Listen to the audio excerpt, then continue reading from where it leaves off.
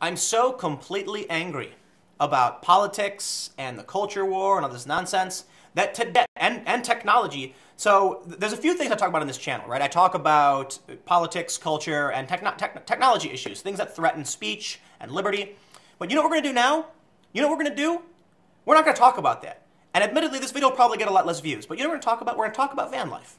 We're going to talk about something that I find absolutely fascinating. And we're going to take this opportunity for those that come to my channel and watch all my videos to kind of just like chill out and talk about fun and adventure. And by all means, if that's not for you, you're just, go check out a different video. I appreciate those who wanted to watch something, but I'm scrolling through the news all day, every day, and it's frustrating, nightmarish nonsense. The Nancy Pelosi, Chuck Schumer, Democrats versus Trump on the wall has been one of the most mentally frustrating things in politics ever. And you know what? We're going to take this one time to talk about something fun and exciting. Van life, tiny homes, conversion. From the Daily Mail, couples sell their home and buy a 3,000-pound school bus and travel around the U.S. with their 3-year-old daughter after spending $15,000 turning into the home of their dreams. Check this out. Look at this thing. Epic. Now, many of you may know, if you follow me, that I've got a van. I bought a big van. It's got a high top. You can stand up straight. It's like 6.5 feet tall. Really long. We're going to put a shower in it. We're going to put a bed in it. It's going to be epic. I'm not getting it to live in it. Right? There's been a lot of haters who are like, Tim's going to go live in a van down by the river. No. I'm getting this van so that it's going to be a news van. So we can drive to cover stories, sleep in it when we have to, probably still stay at hotels, but it's going to have a bathroom and a shower in it and a workstation so I can edit videos on the road. That's what I'm building. And stories like this I find are absolutely incredible. And I think it's worth checking out and looking at some of these photos and just generally talking about this stuff just for now, right? So consider this video like a detox, a political detox. Maybe you'll find this interesting and you can ignite some passion and get away from the nonsense. Derek Cobia, 33, and his wife Amy, 32, say their lives once revolved around mortgage payments and filling their 4-bedroom home with things they didn't need. Now their days are spent on the open road with their 3-year-old daughter Payson, visiting 33 U.S. states in the last 18 months. Derek said, most of America is so glued to their phones, they don't spend quality family time together. Now here's the thing about a bus. You can't park them anywhere. It's really difficult. I have a friend who turned a bus into a home, and I rode around with them back in 2011. We toured some like Occupy camp stuff. It's really hard to park places. So, you can't go to a parking garage. A bus is way too big. You can't park on certain busy streets, residential streets. You might not be able to park there either. It's really, really difficult. We can see that they're on an adventure there. Look at that. Isn't that fun going on that adventure? I never want to go back to our old lifestyle, added Amy. It's the greatest thing we have ever done in our relationship. The couple have invested $15,000 to renovate their bus with solar panels, a composting toilet, and a bathtub big enough for 2 people. The 28-foot by 8-foot interior also contains a working kitchen, a wood-burning stove, and fold-up beds. Their journey began in 2015 when they sold their house in Atlanta, Georgia, and moved to a local campsite with Payson where they lived in a $65,000 RV for a year. During their time at the campsite, Derek, a financial advisor, and Amy, a teacher, became inspired by the full-time traveling families that passed through. The parents decided to trade their problematic RV for a 2003 school bus, which they purchased on eBay for $3,000. Now look at that interior. Isn't that epic? Now, let me give you guys an update on my van before we carry on and admire some of these tiny homes. The demand for this, conversions is insane. The price of these vans, it's skyrocketing. You could probably buy a van right now and then sell it for like $5,000 on top by waiting a month or something. I contacted dozens of companies, many of which told me they were unavailable because they're overloaded with customers. One company in Maryland said it is an 8-month wait period for them to do the conversion work. It's basically a cargo van, right? And what you got to do is you got to insulate, you got to put up wood, we're gonna put in the workstation, and it takes a long time, it takes a lot of work, and it could be pretty expensive. And I can't find anybody to do it. I've reached out to contractors. They're all over, like, you know what? I'll say this. We'll get a little political. The economy is too good right now. Too good. I can't find contractors to do the work. So right now I'm talking to my buddy who is saying he's going to come down and he can do it, but he's not a professional contractor. But we're going to have a workstation, batteries, solar panels, all that good stuff. So check this out. I don't know what you guys think about living in a bus or a van down by the river, but this is nicer than many apartments. So I'm looking at office space and studio apartments up in either DC or New York for conducting interviews. and basically for launching a new channel and like investing back into producing more content. This is nicer than these. So I think about it this way, like if I had to do an interview with somebody, these apartments that I'm looking at that are like $1,500 to $2,000 a month, it's expensive. I'm like, man, how much is that gonna come out to? It's like 30 grand or more per year with utilities and everything and internet. What if I just converted a van and did interviews there?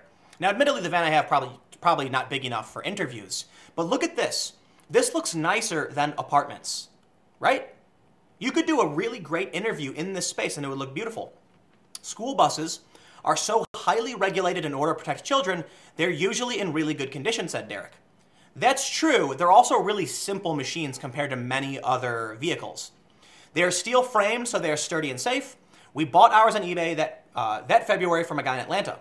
The whole renovation cost us about $15,000. That's epic. But also, I bet they did a ton of work, okay? And I work full-time. I don't know if I have time for doing it all myself. Since hitting the road, the family, along with the American Bulldog Britches, 10 years old, have visited 33 states and traveled as part of a community committed to tiny homes. Derek, who runs his own financial services company, said, "When we moved onto the campsite, we really grew to love the lifestyle. It was here we began to connect with a tiny living community.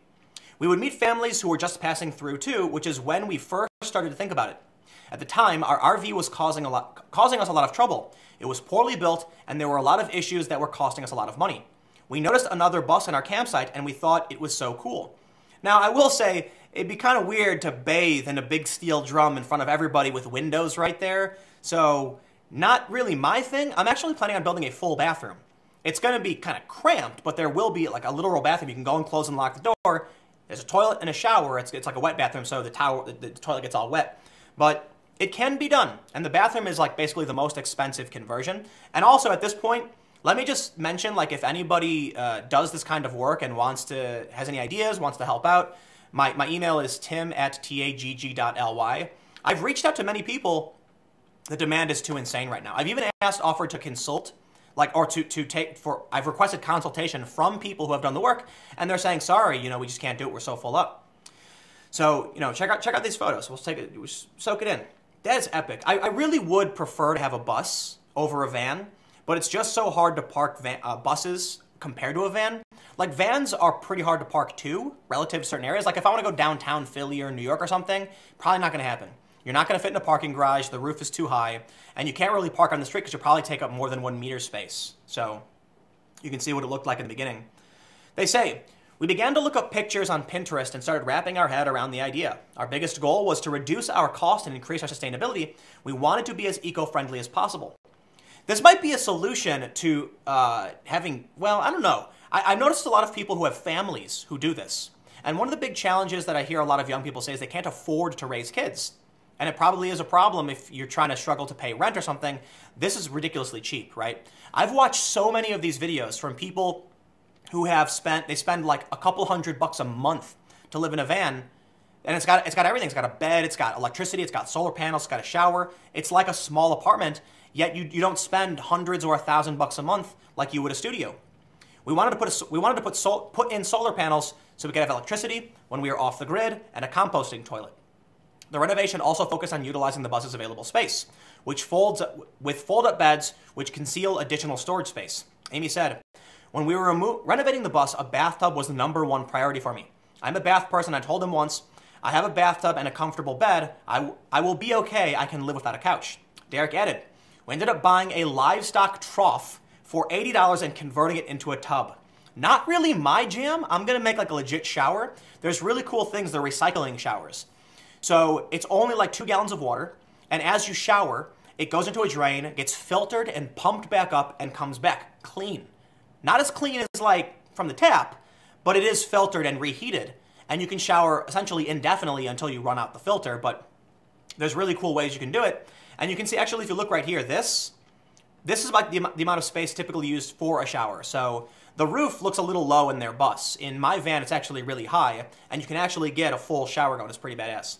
So, yeah, whatever. Hopefully this video was fun and exciting and something different, because I just felt like I've been producing a lot of videos. I made a bunch of videos yesterday and today. I made a video I've been making 10 a.m. videos now, and I just started throwing in 1 p.m. videos because I just wanted to do it.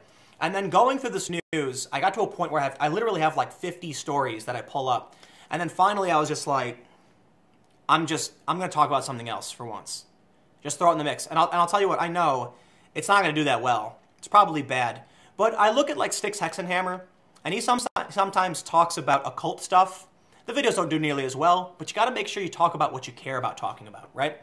So I get frustrated with politics, and I felt like maybe we'll just have a conversation about building a tiny home, a little van. And maybe you'll learn something you didn't normally know, or maybe it's got a little fun, interesting behind-the-scenes comment from me on some of the projects I'm working on that hopefully can take off soon if my buddy can come down and help me build this. So anyway, I'm going to get out of here. I got more work to do. Non-stop, all day, every day. I'll see you tomorrow.